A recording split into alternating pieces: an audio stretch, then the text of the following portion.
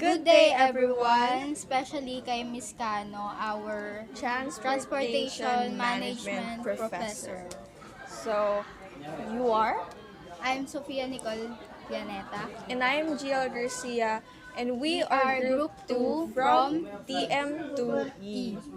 Like TM2E te. So, yon. So, for today's podcast, no, our topic will be about. LRT1 extension.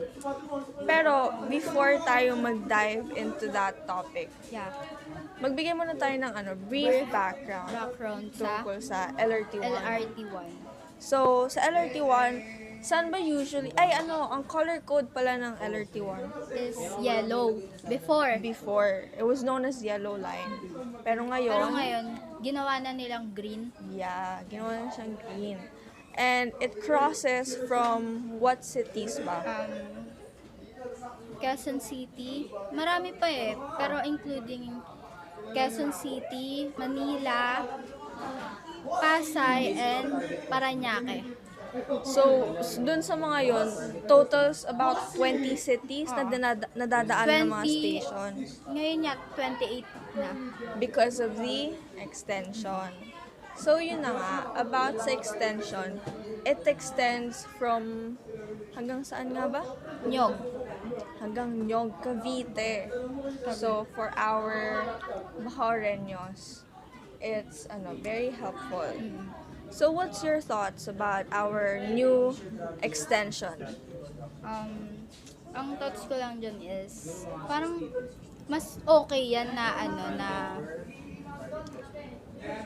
mode of transportation, especially sa mga matatraffic na lugar. Oo. Diba? Lalo na dyan, diba? Lalo sa mga talaba, sa mga intersections. So, akin na, for me personally, I have friends who studies in Manila. And ang mga madalas nilang mga reklamo tungkol sa pagko-commute from Cavite to Manila is that Traffic. sobrang traffic.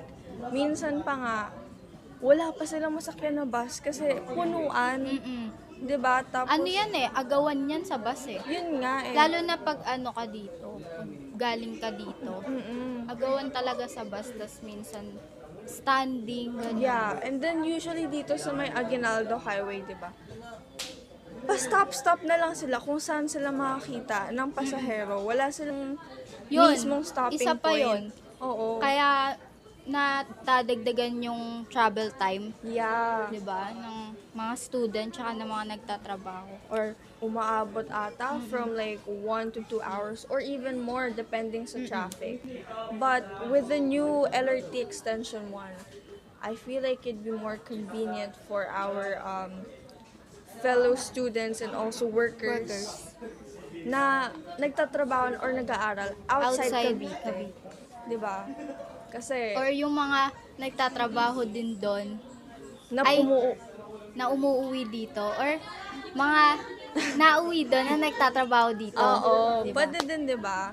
Vice So, versa. With that, kasi from our research, ang sinasabi nila, mababawasan daw ang travel time from 1 hour and a half or 2 to 25 to 30 minutes. Tingnan mo yung nabawas, diba? Grabe. Yung speed and convenience ng may influence ng LRT1 extension. So, ano pa ba yung thoughts mo about LRT1? May nakita kasi ako, Mm. mga, syempre, napabalita na din naman yan. So, pinopost sa social media, TikTok, Facebook.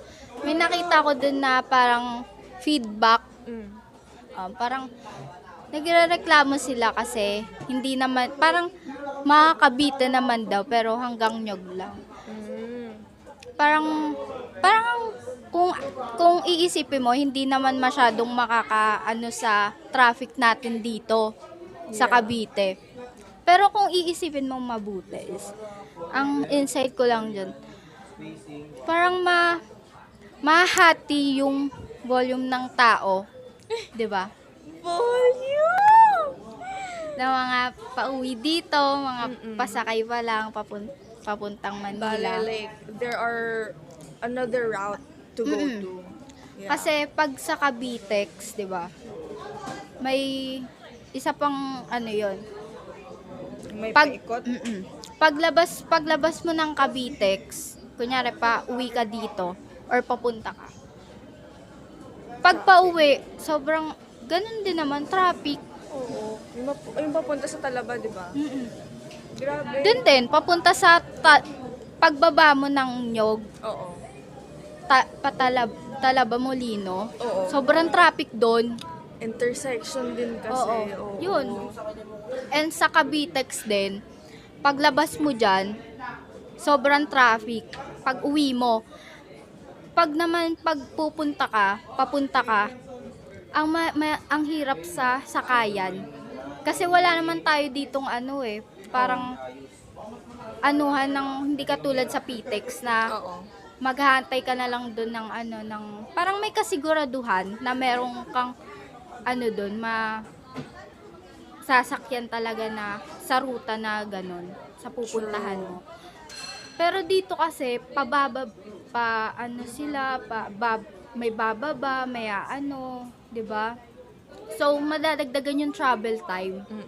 Tapos pag uwi And also, as a cause of traffic na rin. oo. Sobrang cost of traffic yun. Yeah. So, ang ganda rin pala kasi kahit na like there are negative feedbacks dun sa extension ng LRT1, still Meron pa din. we can't deny na merong positive impacts Impact. na Kung iisipin mong mabuti, 'di ba? Oo, kasi still it adds up to the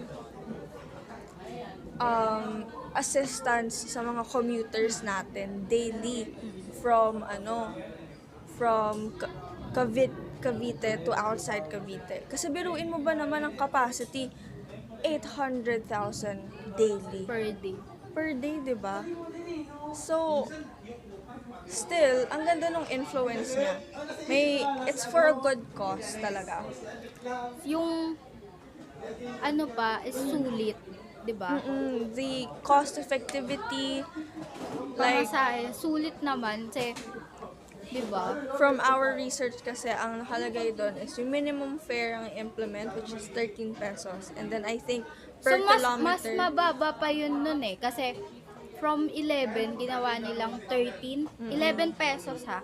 Tapos ginawa nilang 13. So tapos kada kilometer is siguro mga 1.9 ang idadagdag. dadagdag. Oo. Sulit na yun, 'di ba? Ah, Para 'di ba? So, maano naman yung travel time mo eh. Tsaka convenience din, tapos comfortability. comfortability, cost effectivity, reduce traffic. 'Di ba? Ang dami talagang Kumbaga maitutulong, Oo. 'di ba? May tutulong.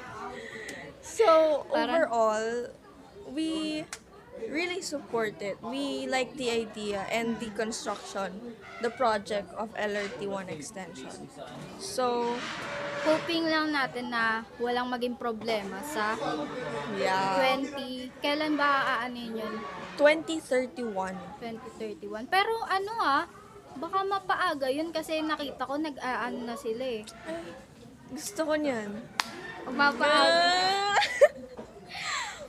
Kasi okay na eh. Nakita ko parang na sila ng mga train. Oo. So, I guess that's it for today's podcast. Yeah. We hope now we were able to invoke knowledge and was helpful to our audience. And para din siguro malaman nila na mayroong ganun pala. Parang tayo lang naman. Parang tayo lang Hindi. may alam. Hindi. Syempre hindi naman lahat alam. Oo, true. So, Kasi hindi na IS lang naman tayo di ba? Mga mabuting Hindi- estudyante, di gumagala. So, Ah. anyway, that ends our podcast. Thank you po. Thank you for watching, guys. Thank- Bye! Thank you, Miss Kano.